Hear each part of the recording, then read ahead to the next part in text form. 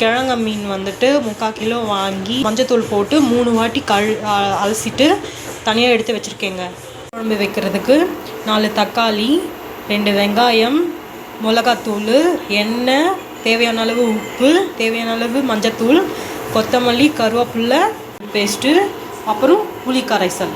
இதுக்கு பெரிய கடாய் வச்சு அதில் எண்ணெய் ஊற்றி எண்ணெய் சூடானதுக்கப்புறம் கடுகு போட்டு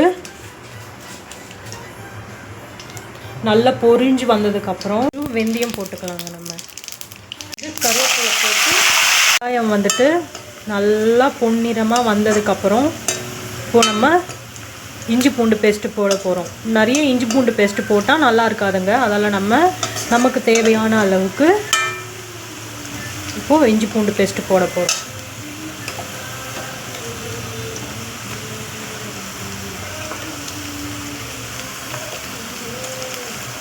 போட்டுட்டு நல்லா பச்சை வாடை போகிற வரைக்கும் நம்ம நல்லா இந்த மாதிரி வதக்க போகிறோம்.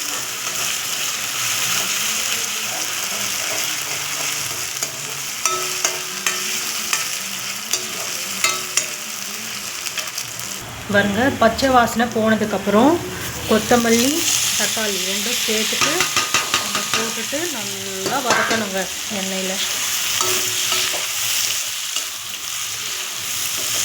நல்லா வதக்கிட்டு நல்லா அது வதக்கினதுக்கப்புறம் தேவையான அளவுக்கு மஞ்சள் தேவையான அளவுக்கு சேர்த்துட்டு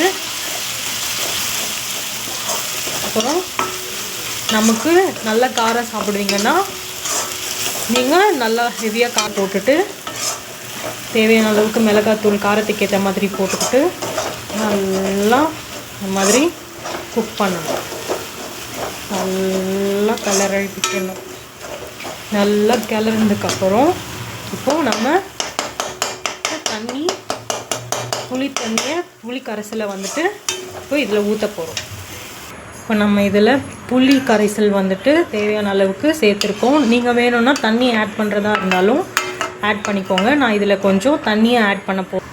இப்போ நான் தேவையான அளவுக்கு தண்ணியை ஆட் பண்ணிவிட்டு இப்போது உப்பு நம்ம பார்த்துட்டு உப்பு தேவைன்னா நம்ம உப்பு ஆட் பண்ண போகிறோம்.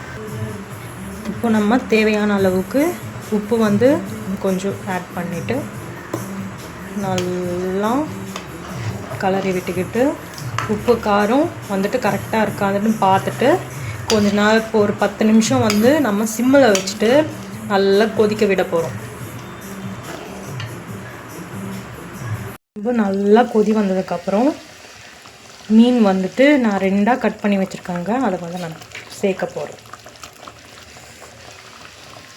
சேர்த்துட்டு ஒரு 10 நிமிஷம் மீன் போட்டதுக்கப்புறம் மூடி போட்டு 10 நிமிஷம் சிம்மில் வச்சா நம்ம மீன் குழம்பு ரெடி ஆகிடுச்சு. நல்லா மீன் நல்லா வெந்திருக்கு. நல்லா பாருங்கள்.